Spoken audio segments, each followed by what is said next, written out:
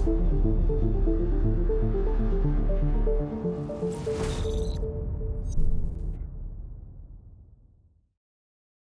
go ahead. So good afternoon, everyone. Good afternoon according to Brussels time, but also good morning, good evening for the others according to wherever you are. I would like to welcome you to the event titled North Korea's Expanding Reach, Security, Human Rights and Global Application. I try to be as brief as possible, not to bother you by my terrible temper of voice, because it's due to some difficulties of my health. A special welcome to organizers of the event, Member of the European Parliament, Madam Rasa Yugnevichen, and Committee for Human Rights in North Korea, in particular Mr. Rick Hazelwood and Mr. Greg Kalaturi. And to our honorable guests, Ambassador Dr. Shinawa Lee, Dr. Duyen Kim, and Dr. Bruce Bechter, and Dr. Oskar Pietrewicz. The event will be divided in two parts. In the first one, we explore the DPRK's role in the war in Ukraine, and in the second part, we'll talk about human rights upfront approach toward DPRK. After it, we have time for question and answer. I'm accompanied by group of specialists, although I have to say that I had a privilege as a minister to visit the Republic of Korea several times. In 2016, we opened a direct flight from Warsaw to Seoul, which I, as a minister, had the privilege to initiate. But in the past, as a deputy minister, I had a chance also to visit North Korea, the capital, Panmunjom, the demarcation site on both sides. I do not claim to be the expert on this, but because a little bit of knowledge I've been asked to organize this seminar. I would like to give the floor to Dr. Oskar Pietrewicz, who is a senior analyst in the Polish Institute of International Affairs, who will be a moderator of the first part of the discussion. Mr. Pietrowicz, the floor is yours.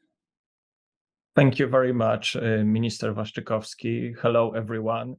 I'm pleased to moderate the first part of today's event titled Exporting Violence and Instability, Exploring the DPRK's Role in the War in Ukraine. As we all know, for years, the international community has been concerned with North Korea due to its expanding nuclear and missile programs, but also proliferation actions such as arms and ammunition exports. North Korean proliferation activity not only allows it to procure hard currency, but also represent an additional source of instability in various regions, not only in Northeast Asia, but also in Africa, the Middle East, and Europe. And I'm delighted to say that today we have distinguished experts on North Korea with us who will discuss these issues further. It's my pleasure to introduce Dr. Bruce Bechter and Dr. Duyen Kim. Dr. Bechter is an award-winning professor of political science at the Department of Security Studies at the Angelo State University in Texas and a retired Marine. Dr. Bechter is a former US intelligence officer and analyst and an author of numerous articles and books on North Korea, most recently North Korean military proliferation in the Middle East and Africa, enabling violence and instability. He specializes in North Korean international security issues, especially North Korean military capabilities and North Korea's proliferation activities. And our second guest, Dr. Duyon Kim, is an adjunct senior fellow with the Indo-Pacific Security Program at the Center for New American Security, based in Seoul. She is also a columnist with the Bulletin for Atomic Scientists and a visiting professor at the Yonsei University Graduate School of International Studies. Dr. Kim's writings have appeared in leading publications, including Foreign Affairs and Foreign Policy, and her expertise includes regional issues in Northeast Asia, especially the Korean Peninsula, as well as nuclear non-proliferation, arms control, and US nuclear policy. So it's great to have you both with us, Dr. Bechtold and Dr. Kim. And without further ado, now let me turn it over to our experts. We will start with Dr. Bechtold, who will share his insights on North Korean engagement in two current security crises in Europe and in the Middle East. I mean, North Korean proliferation to Russia for its war against Ukraine and North Korean proliferation to Hamas. Dr. Bechtold, over to you. Okay, well, thank you very much, and it's a pleasure to be here. Can everybody hear me? Okay, excellent. I'd like to thank especially Greg for asking me to do this. I'd like to thank all the distinguished guests, including the ambassador and the members of parliament who are watching this today. And I'd like to thank my distinguished fellow scholars who are participating as well. So I'll just get right into it since I only have 10 minutes. The first signs of North Korea starting a large-scale supply of artillery shells and systems, etc., small arms, was disclosed publicly by the White House in September of 22.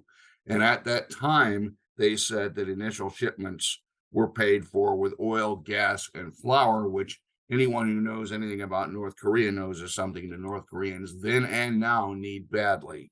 By 2023, North Korea was making shipments regularly. That's key for us to understand. In fact, by October of 2023, the White House stated that more than 1,000 containers had been delivered.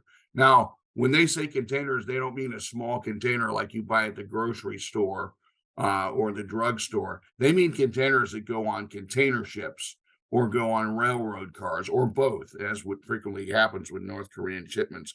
Over 1,000. Excuse me, over 1,000 is a lot. That's a lot of shells, a lot of systems, and probably more than just artillery shells and multiple rocket launcher and artillery systems. National Security Council spokesman John Kirby stated that time in October of this year that the U.S. assesses North Korea is seeking assistance now as in payment as well. That assistance includes fighter aircraft, armored vehicles, ballistic missile production materials, etc.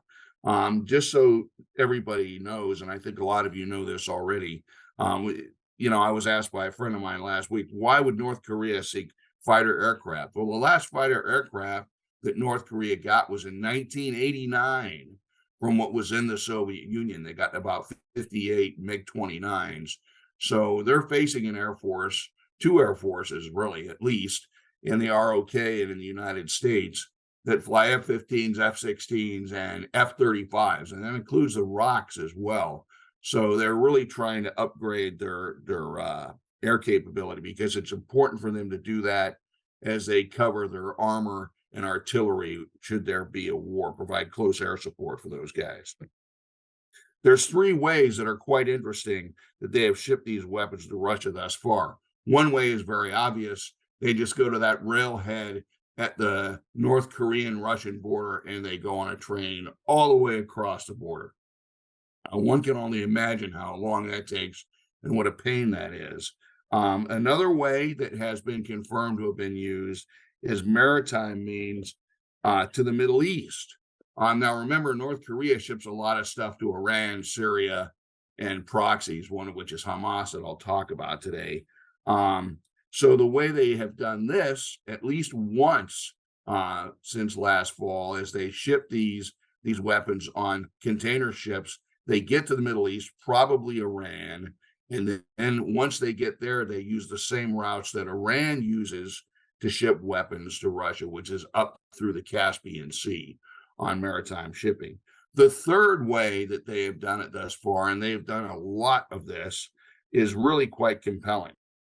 From the port at Najin, North Korea is shipping container ships whose ultimate destination is the port of Dunai, which is just south of Vladivostok. Their ultimate destination that these arms are delivered to, and I hope I'm pronouncing it correctly. I'm not a Russian linguist. I speak Korean. The depot that they go to is at Tikhoretsk, and that is, if you look at it on a map, probably about 200 kilometers from Ukraine, where they're split up into different things that they're going to use them for, and then it's shipped by rail into Ukraine. The U.S. has sanctioned a lot of individuals who were involved in this, both on the Russian side and the North Korean side. And of interest is some of the folks that were actually sanctioned on the North Korean side have been sanctioned in the past for their activities with the Korea Mining Development Corporation, which is probably one of the biggest front companies for the North Koreans to proliferate with. Where they've been sanctioned? In Syria. So very interesting stuff. This is, and I think this is important, this is the first time on the record known, or that I know of, that North Korea has sold weapons to Russia. It's always been the reverse, right? Russia has been providing assistance, though, to North Korea for a price, at least to its missile program, since at least 2018. And I wrote down a couple examples of that. One is the Iskander missile system. The North Koreans have an exact copy of that. The North Koreans didn't just roll out of bed yesterday and say, hey, I'm going to come up with this Iskander system. It's a highly accurate missile. It's accurate to within 70 meters CEP. What that means is, if I was to take this pin and draw a circle 70 meters around it, that's how accurate the missile is. That's way more accurate than anything the North Koreans had before the Russians assisted them with building that, and there's no doubt of that. The other major example I can give you, and there's lots of them, is the Hwasong-18 solid fuel ICBM, which appears to be remarkably similar to the Russian Topol-M ICBM, which I've always known as the SS-27 Mod 2, remarkably similar. So again, I don't think the Russians rolled out, or excuse me, the North Koreans rolled out of bed, a few months ago and said, say, let's develop a solid fuel ICBM. They had to get that technology and that engineering assistance from somewhere. Had to probably come from Russia. In fact, it did. So that's Russia. Let's move on to Hamas in North Korea. I wrote a piece about this in 2021 in the National Interest. Didn't get a lot of attention. I think the reaction a lot of people said to me is, okay, thanks, Bruce, so what? Whatever. And in 2021, I was addressing the fact that North Korea had been, over a fairly long period of time, since at least 2009, been proliferating rockets and communications gear and small arms to the anti-tank guided missiles to the Hamas. And it was still going on in 2021. So anyway, that's the first time I talked about that, was 2 years ago. Let's first take notice, the world first took notice of North Korean arms ending up in the hands of Hamas in 2009, when a 35-ton shipment on an aircraft bound for Iran was interdicted in Thailand. The 35-ton shipment largely consisted of rockets and rocket-propelled grenades. The Israeli government at the time said the shipment was bound for Hezbollah and Hamas. Iran appears to have been the go-between, something key to remember. In 2014, a deal was brokered, not through Iran, through a Lebanese front company, probably co-sponsored by Hezbollah and maybe Iran. And this happened in Beirut, and this involved the sale of thousands of rockets and communications gear from the North Koreans to the Hamas folks. It appears that at least up to 2018, other deals were going on between these two entities as well. In 2018, the Israelis assassinated in Malaysia a Palestinian engineer who was running arms deals with the North Koreans for communications components used in rocket guidance systems. One of the shipments was actually interdicted by the Egyptians in 2018, but obviously others got through. Very concerning for the Israelis and for all of us as well. So specifically, what weapons do we have proof that North Korea has sold to Hamas? The first one is, of course, the 122 millimeter MRLs. All of us have seen the film of the damage that these multiple MRL stands for multiple rocket launcher, the damage that these have caused to the Israelis. It used to be Hamas was launching these little one shell things, and then they'd run off before the Israelis could do counter battery. Now they're using multiple rocket launchers with guidance systems, most of which they got from the North Koreans. The ones they got from Iran, the Iranians got from the North Koreans. And we know this specifically because we have seen markings in Hangul on some of these shells that said Bong 122. In this case, Bong is short for rocket, does not mean bread, although Greg would think that initially. They also have sold them the F7 RPG. We know that is specifically a North Korean RPG rocket-propelled grenade because it has a red circle around it, around the tip of it, and nobody else makes that rocket-propelled grenade that way. They've also sold them, the North Koreans have sold to Hamas what's called the Bullseye or Firebird laser-guided anti-tank guided missile. Now, this is specifically North Korean because what the North Koreans did, as they often do with systems they copycat from the Russians or the Chinese, is they took a wire-guided Russian system and they made it a laser-guided system. Again, nobody else has this system except North Korea and the people they proliferate to. And Hamas now has several of those. The final thing that I think is very important is that North Korea has provided technical support and training to Hamas for their extensive, now infamous tunnel networks that the IDF calls the Metro. We have evidence, and I've seen interviews with Israeli officers who have said all the evidence looks to it being North Korean support to Hamas. If you look at the tunnels, they're reinforced with concrete. They look like the smaller kind of tunnels that North Korea built for the North Vietnamese in the 1960s, and then they built for Polisario in the 1990s, as opposed to the tunnels they built for Hezbollah, which we could save for another session, because those are gigantic, different kind of soil. The soil in Gaza is very sandy, like Pensacola, Florida. The soil in Hezbollah is more like soil like us Americans would see in Kentucky or someplace like that. Well, what does all this mean? First of all, it means North Korea will sell anything to anybody, including terrorist groups. Secondly, it means the governments of Israel, the USA, the European Union, and other concerned nation states in the United Nations must consider North Korea's military proliferation an existential national security threat, and more proactive means of thwarting it should immediately commence. Third, it means that North Korea's strong ties to Iran also equate to strong ties to proxy state and non-state actors that Iran supports, such as Hamas, Hezbollah, the Houthis. Thus, the road to destroying North Korea's illicit arms networks in the Middle East runs through Iran. And one final thing regarding reactions to the Russians, really there's two thoughts I have on that. One is, I live here in Texas. We got a lot of rattlesnakes out here. They say if you want to kill a snake, you got to cut the head off. Well, the way to do that with the arms deals, at least the ones that involve cash, a hard currency, which our professor friend spoke about, is to go after those banks. So it's not just good enough to sanction these banks. We must actively, proactively enforce those sanctions. And the other thing that's very important to that is the Proliferation Security Initiative. In other words, and by the way, Greg, please pass out my email address in case anyone wants to contact me.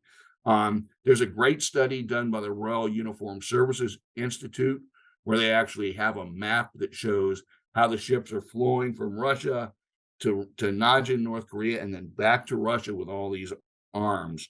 If the Proliferation Security Initiative was to be enforced, we could stop those ships tomorrow. The will is not there. I'm not sure if it ever will be, but it is certainly an option to think about because these are all in violations of United Nations, EU, and US and ROC sanctions. So thank you for your time, and I'll leave it there. Thank you very much, Dr. Bechtel, for your excellent insights and valuable comments. And now we move to Dr. Duyan Kim. Dr. Kim, I would like you to share your comments and observations on the implications of DPRK-Russia cooperation for the security of the Korean Peninsula and the US-ROK alliance. And I would also appreciate if you share with us your thoughts and suggestions on how the international community, especially the transatlantic community with our allies and partners like South Korea and Japan, could effectively deter North Korean aggression and respond to further DPRK-Russia collaboration. Dr. Kim, the floor is yours. Thank you so much, Oscar, and I definitely want to echo my thanks as well to Greg and HRNK, and of course our members of the European Parliament who are here with us, and of course our distinguished scholar colleagues who are here as well. Before I can actually directly answer your question, I think we need to set up the stage a little bit. Dr. Bruce Bechtel did a great job talking about the Russia-North Korea connection, and it really highlighted that the North Korean nuclear problem is a global problem. It has been a regional problem, and then became a global problem when it had the ICBM range. But now it's really become a more serious global problem because of its connection with Russia.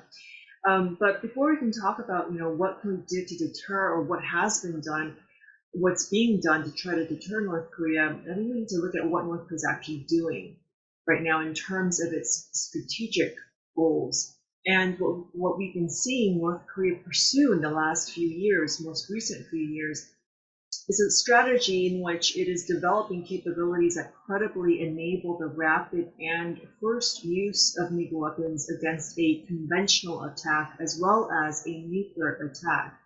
Now, this type of strategy is what Vipin Naran has called asymmetric escalation, and this is very different from assured retaliation strategy, which used to be the conventional wisdom about North Korea's strategy. So over the past few years, we've been witnessing North Korea develop an offensive nuclear strategy and posture, not a defensive one, as it used to claim, and not the same kind of defensive posture that has been the conventional wisdom among North Korea watchers. So this means that North Korea has been developing nuclear weapons and high-tech advanced weapons for war-fighting purposes. And the United States National Intelligence Estimate has also recently come out saying that the purpose and the utility of these nuclear weapons are for coercion purposes.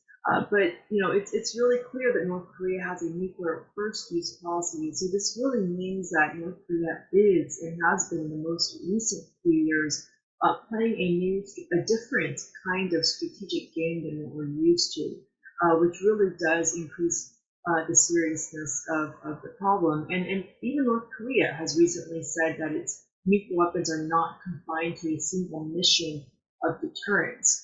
And so the other part that's really been concerning is its pursuit of tactical nuclear weapons. And we've heard, Putin nonchalantly threatened to use tactical nuclear weapons in Ukraine, but North Korea has threatened to use tactical nuclear weapons much longer, and it's been pursuing these types of weapons for many years.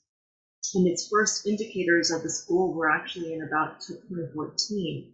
But the purpose really, what we're seeing is the purpose to develop these tactical nuclear weapons would be for Pyongyang to use them on the battlefield during a conflict, or to quickly end a conflict, or to deter the United States and South Korea from waging a military campaign to end the Kim regime. And so the battlefield really would be the Korean Peninsula, specifically targeting South Korea and US bases here in South Korea. And from North Korea's standpoint, targeting US bases with tactical nuclear weapons makes sense to North Korea from their vantage point, because the North Korean military does not have enough conventional warheads to meaningfully damage American bases and to prevent a conventional U.S. invasion of North Korea.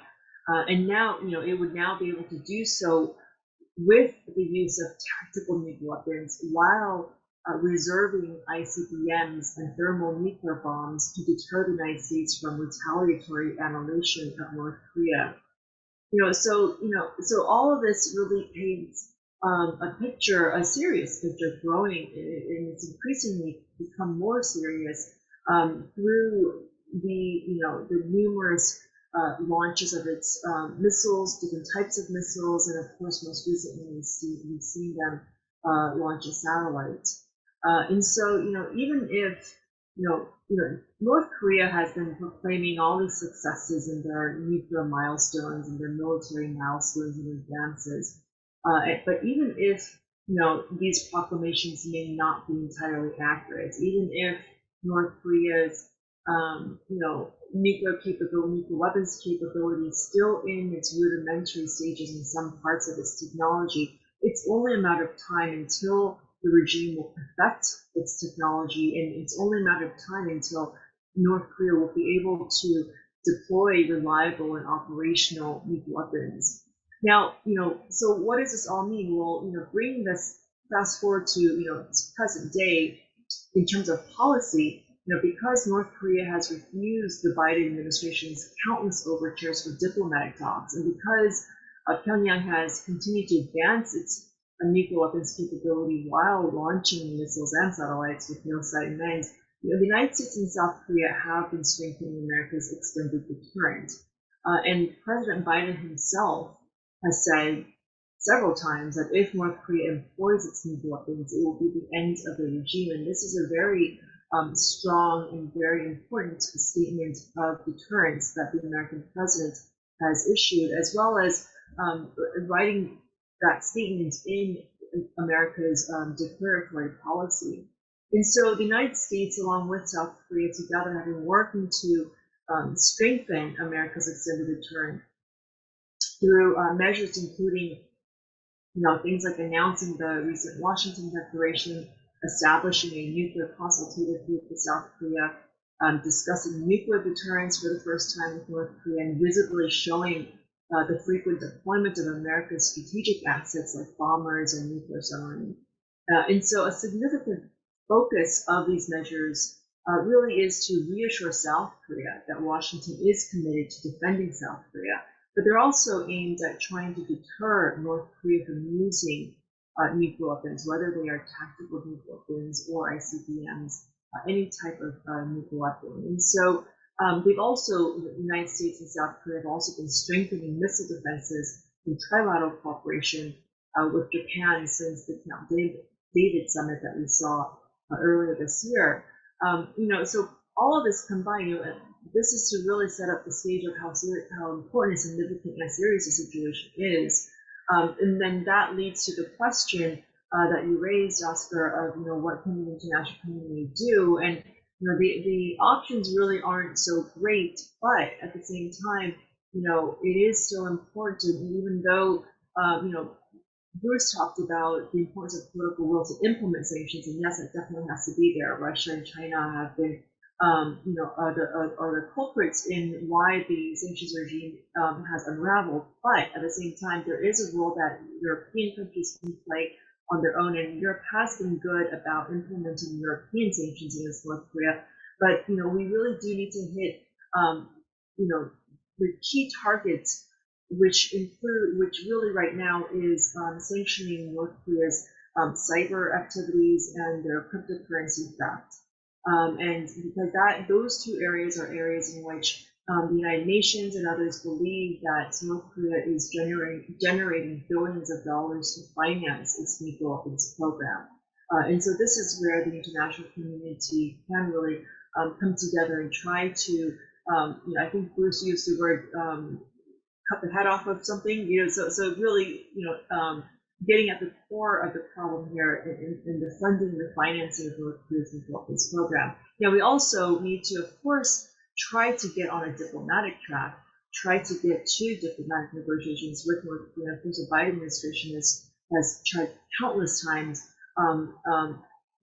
asking for talks.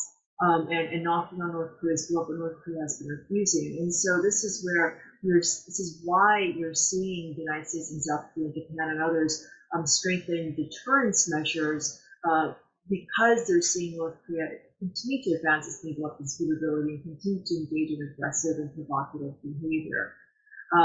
I also agree with Bruce that we should definitely implement and strengthen the Proliferation Security Initiative, and this is where many friends and partners across the world can also help out. And I do know that some European countries have been trying to engage in non-proliferation activities at sea and in join some of these activities at sea. And so these are all steps in the right direction. But again, we do need to try to first cut off the funding and financing for North Korea's nuclear weapons program, and also at the same time try to bring North Korea back to the negotiating table with the United States. And I know this is part of the second session that Greg is going to talk about, but those are the two areas that I really do think that the international community can play a role in trying to help in this situation. Excellent. Thank you very much, Diane, for your insightful remarks and thought-provoking conclusions. And thank you to both our experts for your excellent speeches. I think we learned a lot about the real challenges and threats associated with North Korea and potential ways to deal with these issues. Dr. Witold, Dr. Kim, it was a pleasure. Thank you so much. As we run out of time, I turn the floor over to Ms. Rasa Jukniewiczne, who will chair the next panel. Minister Jukniewiczne, over to you. Thank you very much. I hope that you hear me very well. And first of all, I would like to thank for invitation, organizers. And I am a member of European Parliament from Lithuania. Security, defense is my topic since the very beginning of my political life in 1990, when we restored our independence, and we fought for our independence from the Soviet Union then. And the region and its the security challenges, I mean, the region we are speaking now about, is very interesting for me personally and very much interrelated with what we call our fight. Democracies are fighting against autocracies or vice versa, because this is a huge challenge, historical challenge for our existential war. I mean, the war in against Ukraine and what happened now in our EU southern neighborhood. And the region we speak about, it's interesting because I several times had opportunity to visit South Korea, also DMZ, and following carefully the situation. And was the founder of in the Lithuanian Parliament friendship group with South Korea. So this panel, second panel of the webinar, will focus on the security, human rights nexus.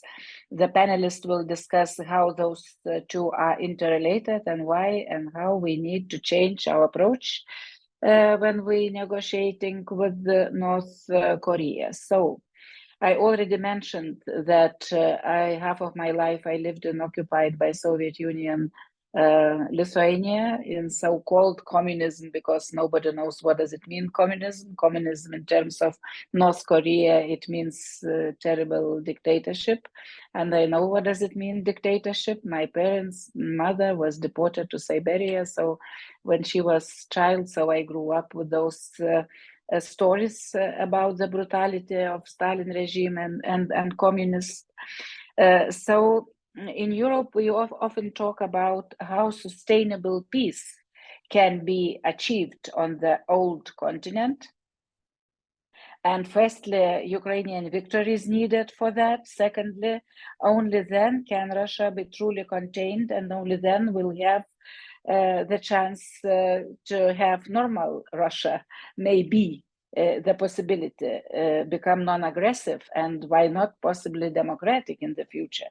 So very few think about that, but we in European Parliament are trying to elaborate or to convince democracies to have this strategy. So what's the formula for sustainable peace in Northeast Asia? Are we overlooking something? How does North Korea come into this picture of sustainable peace there? Because without the changes, without that, I don't see any possibility to improve human rights also in this particular country. So without delay, I would like to give the floor to our first panelist of this panel, Ambassador Shin Wha Lee, the Human Rights Security Nexus. I already mentioned the title. And maybe you have the short biography, just very shortly. Ambassador Lee is South Korea's ambassador for international cooperation on North Korean human rights. She coordinates international efforts to improve human rights conditions in North Korea and raise global awareness about the inhuman conditions faced by North Koreans. And Ms. Lee is currently a professor at the Department of Political Science and International Relations at Korea University. So, Professor, floor is yours. Thank you very much, Madam Chair. First, I also would like to join in other previous panelists to thank for this important opportunity. As a professor of international relations and security and an ambassador of international cooperation on North Korean human rights, I have emphasized the links between North Korea's military threat and human rights as a dual threat posed by North Korea. Having said that, I am especially grateful for sessions like today's that address both traditional military security threat and the human rights abuses. I'm also take this opportunity to say thank for the members of the European Parliament. I understand you are joining our meeting here now. I'm grateful that so many European parliamentmen or women are paying attention to human rights in North Korea. Not only when I was in Brussels last year, but also when they visited, many of them visited Seoul, including NATO parliamentmen and Norwegian, Dutch, and the Czech, to name a few. So I also would like to take a note that this year, 2023, marks the 20th anniversary of the adoption of the EU-led resolution on the human rights, North Korean human rights. So for all of those things, as an ambassador, I would like to give my sincere respect and gratitude to the member of European Parliament. Having said that, I would like to start with to declare that North Korean military adventurism and human rights violations are two sides of the same coin, posing a challenge to global standards and human dignity. Under Kim Jong-un, North Korea prioritized regime survival, evident in its nuclear and missile programs. These are not mere displays of power, but strategic tools to gain recognition as a nuclear state. This strategy is clear in their focus on nuclear threat, in talks with the US neglecting the real denuclearization discussions. That means what previous Moon Jae-in government of South Korea and the Donald Trump of the United States, they simply ignore North Korean human rights issues in their negotiation with the North Korea over denuclearization. That was obviously a complete failure, and that only emboldening and spoiling the Kim Jong-un regime. Internally, the North Korean regime has employed a very strict policy of information control and a politics of fear. These tactics only serve to maintain their regime security. The regime commits human rights violations with impunity, including the denial of basic necessities or basic rights, like food and information, suppression of freedom of expression and movement, and the existence of political prisoner camps, and the horror of public executions, to name a few. the link between North Korea's nuclear program and human rights in terms of financing and labor exploitation is very severe. North Korea faces a chronic food shortage of around 800,000 tons annually. Yet, the cost of 71 missile launches last year alone is conservatively estimated to be equivalent to 1 million tons of food. That would easily cover this shortage even with a surplus. Additionally, over 100,000 North Korean overseas workers endure conditions akin to modern slavery, working up to 18 hours a day and surrendering 80 to 90% of their earnings to the regime. I also want to highlight significant concern about radiation exposure in North Korea, particularly near aging facilities like Yongbyon and Punggye nuclear test site. That Punggye nuclear test site, where 6 nuclear tests took place since 2006. The cost-cutting measures likely led to a lack of proper safety equipment, exposing scientists, officials, and military personnel and cleaning staff. All those of them are probably exposed to high radiation risk. Residents near Punggye also face danger, and political prisoners were reportedly forced to work in hazardous conditions during these tests, risking radiation exposure that could amount to a series of crimes against humanity. And as Greg Scarlett can give a more clear idea, their Hwasong political prisoners camp, called Camp Number 16, is only 1.5 kilometers away from this Punggye nuclear site. And according to the Greg's team's satellite imagery, there are some road links between those sites and the prisoners' camp. There you can have lots of guest work, so what could be happening in there. Well, Korean Ministry of Unification have some 1,000 defectors from near Punggye area. They are defectors on the investigation for radiation exposure. Should this investigation produce important or meaningful outcomes, I believe that, and I just call for international community and South Korean government to act. Most probably working with WHO and UNHCR, they could push for resolution or condemnation at the UN General Assembly to initiate a global response. China, being a neighboring country with a geographic proximity and a permanent member of the UN Security Council, the country might also play a crucial role in addressing this issue. Because if this is possible, if this is true, that will also affect Chinese people who live in nearby the border area of North Korea. Addressing human rights and nuclear issue in North Korea separately or with a priority on one over the other has proven ineffective.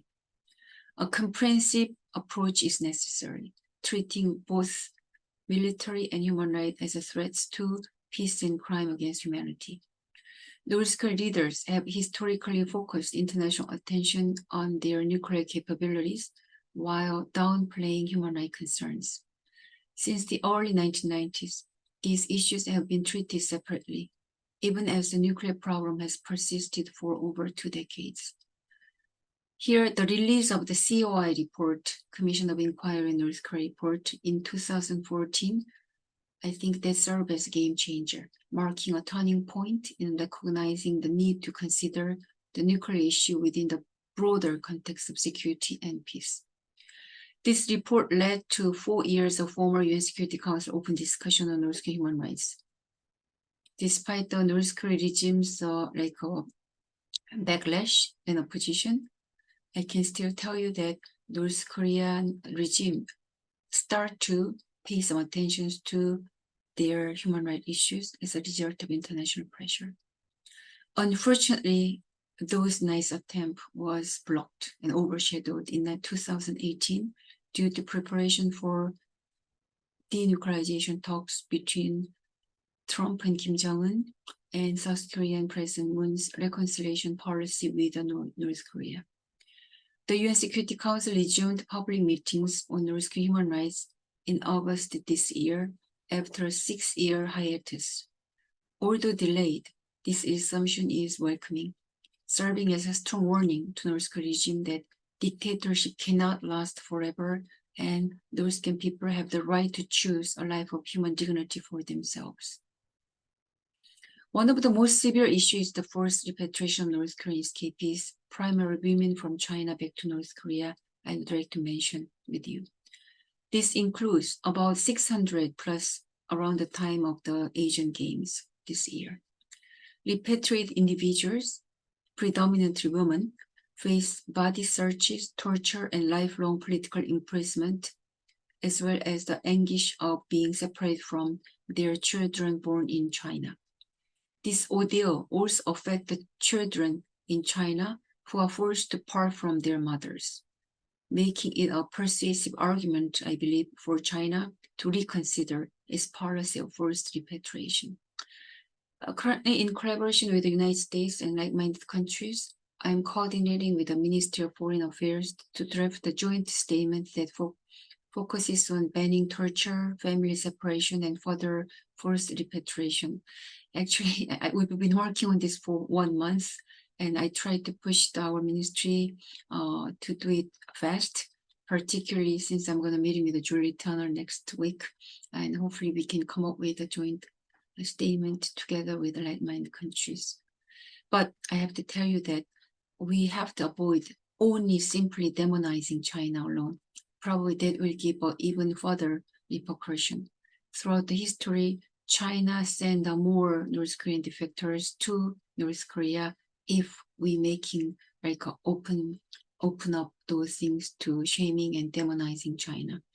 So this is a critical time for, I would call, deliberate diplomacy, how we can engage with China and then tell them they have to fulfill its responsibility if they really really aspire to a global leader. Last but not least, as an ambassador, I want to highlight 2 additional key points very quickly. Number 1, internationalization of North Korean issues. And the number 2 is the important role of the youth, both in South Korea and international community, and as well as the youth who are living in North Korea. North Korean crisis is becoming a so-called forgotten crisis, overshadowed by the numerous emerging humanitarian crises worldwide. Despite the severity of North Korean human rights issues being recognized since the 1990s, international attention since the 2000s, little progress has been made that also bring out global fatigue. In order to making the more revitalization of North Korean human rights issues, I think it's very important for us to extract or take out the North Korean issue from the ghetto or isolation and emphasize it alongside with other global humanitarian crises seeking collective solutions. And then lastly, I want to emphasize the crucial role of youth, our future and hope they are, in addressing North Korean human rights issues. There is a growing need for fresh and innovative approach in this field. I sincerely hope that the youth creativity, brilliant insight, and unwavering determination will lead to actionable and effective solution for safeguarding human rights in North Korea, particularly in terms of why North Korea's military threat and military threat externally and the human rights violation internally are very much closely related together. I strongly believe in the potential of young North Koreans as well. Although they are victims of the regimes and brainwashing and violation of their fundamental rights, they are not merely passive victims. They are agents of change capable of transforming North Korea and shaping their own future. It is our collective responsibility to protect and our responsibility to empower these young individuals in North Korea, enabling them to fully utilizing their abilities and determination. So I'll stop here. Thank you. Thank you. Thank you very much. And now I will move to our second speaker, Greg Scarlatoiu, if I am correct with your surname. Negotiating with North Korea, a needed paradigm shift. Our speaker is the executive director of the Committee for Human Rights in North Korea. Since 2022, Mr. Skarlatoiu has been a visiting professor at Yonsei University. Professor, floor is yours. Minister Yuknevichne, absolutely outstanding Romanian pronunciation. Thank you very much. Great pleasure being on this program with you, with Mr. Waszczykowski, and with all of the distinguished co-panelists. Collective security, human rights, justice, and respect for obligations assumed under international treaties have been the fundamental ingredients of the international system established after World War II, and yet for nearly 30 years, difficult political, security, and military issues, in particular nuclear weapons and missiles, have outcompeted crimes against humanity and other egregious human rights violations in negotiations with North Korea. The results of those negotiations have been underwhelming, to say the least. The North Korean regime has breached each and every international agreement it has entered, from the Geneva Agreed Framework of 1994 to the Six-Party Talks and the February 2012 Leap Day Agreement. North Korea joined the Nuclear Non-Proliferation Treaty, the NPT, in 1985, only to develop a clandestine nuclear program, declare itself a nuclear state, and withdraw from the NPT. Only by including human rights violations in the mix does one understand the gravity of a potential North Korean precedent. If a peace declaration, a peace treaty, or any other form of unconditional surrender to the Kim regime grants North Korea de facto or even de jure status as a nuclear weapons state, this would create a dangerous, potentially catastrophic precedent for the world order, or rather world disorder, in the 21st century. The signal sent to tyrants all around the world would be treat your people like dirt, trample on their human rights. You will get away with anything for as long as you successfully develop nuclear weapons and other weapons of mass destruction. The United States, the European Union, everybody will eventually lose patience and blink. All you have to do is to obstinately develop and hold on to your nukes, missiles, and other weapons of mass destruction. Negotiating with North Korea has been mission impossible because the Kim regime's fundamental strategic objective continues to be survival. The Kim regime regards its nuclear arsenal as essential in executing that objective. While the 1994 Geneva Agreed Framework may have temporarily given the impression of getting closer to yes, the Kim regime had no intention to abide by its obligations, and proceeded basically with developing a clandestine uranium enrichment program in blatant violation of the spirit and letter of the agreement. The United States, the European Union, like-minded UN member states, the international community, and relevant UN agencies have been keen on accomplishing complete, verifiable, irreversible denuclearization, CVID, or full, final, verifiable denuclearization, FFVD, of North Korea. The Kim regime has demanded the denuclearization of the entire Korean peninsula. Of course, U.S. tactical nuclear weapons, which once peaked at about 680 in the 1970s, were withdrawn from South Korea in 1991-1992. Just to restate the obvious, what the Kim regime implies through denuclearization of the entire Korean peninsula is withdrawal of U.S. forces Korea, the dismantling of the U.S.-South Korea alliance, and the removal of South Korea from the protection of the U.S. nuclear umbrella. This would be a critical step toward achieving the ultimate strategic goal of the Kim regime, reunification of the two Koreas on North Korean terms. As preposterous as that may sound, the Kim regime has not given up on that fundamental strategic goal. Keen on its own survival, the Kim regime has ensured there is no domestic political competition. However, a competitor continues to exist, and that competitor is free, democratic, prosperous, economic powerhouse South Korea. For as long as South Korea continues to exist as such, it will pose an existential challenge to the Kim regime. What is the fundamental negotiating objective of the Kim regime? What can be offered in exchange for its nuclear program and arsenal? The likely answer is, unfortunately, South Korea, the Kim regime's sole competitor.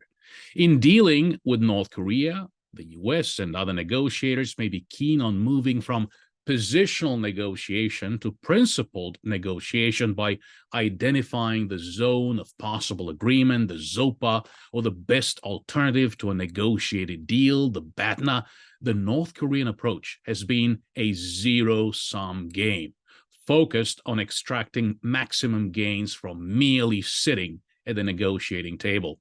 Unlike its opponents, North Korea does not engage in negotiations to reach an agreement, but to extract maximum concessions. Despite bringing very little to the negotiating table, North Korea has consistently won benefits that strengthen the regime's control and improve its military capabilities, and the Inter-Korean Military-to-Military Agreement of September the 19th, 2018 is one such example. Of course, we know the story very recently after the so-called spy satellite launch. South Korea decided to resume aerial surveillance, and then the North Koreans just pulled out of the agreement. The end. Which is more important, peace or human rights? Must we choose, or can each of these values strengthen the other? Decades of negotiations between the USSR and Western democracies showed that greater security and deeper respect for human rights could produce some degree of positive synergy. Neglecting human rights concerns as a reward for North Korea's return to the negotiating table has not worked for decades and should no longer be an option. Discussions over strategic and nuclear issues with other governments have not precluded paying attention to human rights concerns, for example, as evidenced by the Helsinki process involving the former Soviet Union. I'm not putting forth a Helsinki process involving North Korea. There's just a precedent, an example. Building on such precedents, US, EU, South Korea, North Korea interaction, and other diplomatic efforts could include a human rights component. After all, despite refusing to acknowledge its abysmal human rights record, as Ambassador Lee Shin-hwa pointed out, North Korea recognizes that it can reap gains by agreeing to some human rights demands. The release of American prisoners and previous negotiations on the prisoners of war, MIA remains issue constitute such examples. Keeping the moral, ethical, and international legal high ground is essential for maintaining US-EU international legitimacy as superpowers and for safeguarding our national interests, our common interests. The Kim regime focuses all available resources on its survival.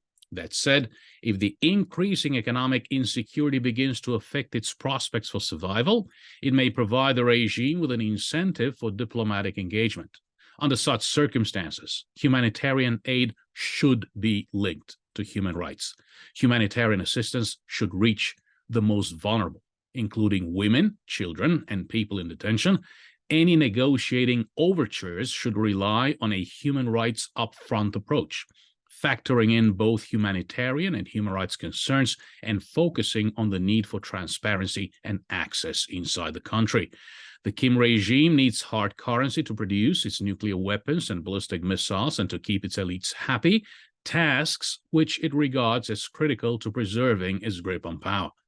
The regime extracts the currency through a variety of means, especially through oppressing and exploiting its own people at home and abroad, as Ambassador Lee Shin-hwa pointed out. This means then that the United States, the European Union, we're in superior negotiating position, and North Korea should not be able to completely and effectively push human rights off the negotiating table if the US and the European Union and our allies integrate human rights into the security agenda. Human rights are only one facet of US-EU policy toward North Korea. Human rights should not be the tail wagging the diplomatic dog, but we will undermine the overall relationship with the North if the United States abandons human rights in pursuit of security or economic goals. For nearly 3 decades, the US, why not the EU, South Korea, and other international negotiators have endeavored to do away with North Korea's nuclear and missile programs while downgrading the importance of human rights to avoid spoiling the mood or atmosphere of interactions with North Korea or simply to appease the Kim regime. Has that approach worked? Negative. Is it time to include human rights in the issues to be addressed in a bilateral and multilateral context? Absolutely. After all, the Kim regime cares about its legitimacy and its pocketbook, both critical to ensuring its survival. Bilateral, trilateral, multilateral human rights approaches will undermine the regime's legitimacy if it displays no intention to improve its abysmal human rights record and situation. Sanctions will continue to trouble the regime's pocketbook if it continues to refuse to do away with the development of nukes and missiles. Is it possible to improve the human rights of North Koreans through multilateral, bilateral efforts, including direct negotiations? Yes. While negotiating humanitarian assistance and the release of U.S. hostages has been successful at times, multilateral efforts to press for significant measures on North Korean human rights improvement at the UN were successful for as long as the US-EU-led coalition of like-minded states was cohesive and active. Should human rights be bundled together with political, security, and military issues? Perhaps. But then which issue is going to be sacrificed for the sake of appeasing the Kim regime, nukes or human rights? The answer is obvious. But what if a dual track were in place? If a human rights track were to be established separately from negotiations on nukes and missiles, would that automatically relegate human rights to second-tier status? Along US, EU, DPRK, ROK relations, human rights can no longer be discarded. After nearly 3 decades of dismissing human rights concerns in direct negotiations with no success on the nuke and missile front, is it time for a change? Thank you very much. Thank you very much. And I see that now we will move to Q&A session. And now I will give the floor and the all power to coordinate the session to Rick Herswood, and please take over the session. Thank you so much, Minister. Hello, everyone. My name is Rick Herswood. I am HRNK's International Outreach Associate, and I would like to begin by thanking all distinguished experts and our co-host, MEP Waszczykowski and MEP Yuknevichene. I hope I did right. I hope I pronounced it correctly. Oh, already see a thumbs up. Perfect. Who are, of course, security experts in their own right. So thank you, everybody, for your great and informative comments. I would like to now open the floor to questions from the audience. Please submit your questions via the Q&A or chat function, and please also specify to whom you are addressing your question. I see we already have one question from Albert. Ambassador Ishinwa, North Korea's violation of human rights of their citizens so far does not spark enough international action to end the regime's bad behavior. North Korea also provides tools for other regimes to commit human rights violations to other peoples around the world. To what extent do you expect the latter to have any more impact on the policies of the international community towards North Korea? Thank you very much. I think it's very important, at least for 2 things. North Korea, what's happening in North Korea, we've been discussing a lot, but it's very hard to understand exactly what is happening there, because obviously the life in North Korea is a totally black box. Therefore, I think it is very important for us to draw all possible means to get better and more information about what is going on within North Korea. That can be maybe defectors account, and also try to utilizing the HUMINT, and also maybe satellite image. Or we can try to make some guesswork by comparing with some kind of other countries where have some humanitarian crisis.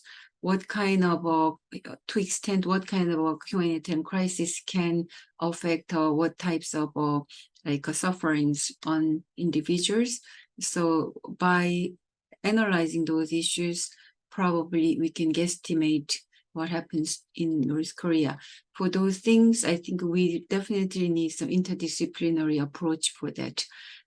Particularly what I'm talking about for those nuclear radioactive the risk by the nuclear test, and those things definitely require some interdisciplinary and in-depth studies to understand North Korea. Number two, I think we really need some kind of international like collective actions to move forward. Actually, I attended one SAGE group meetings this morning and this afternoon, where they are talking about we truly need some kind of platforms to like not necessarily exclusively, but I mean like independently discuss about the problem of the North Korean human rights issue together with other issues. That means we don't have to only focusing on North Korean human rights issue, but we need some kind of international platforms to discuss about human rights issues around the world, including the North Korea ones.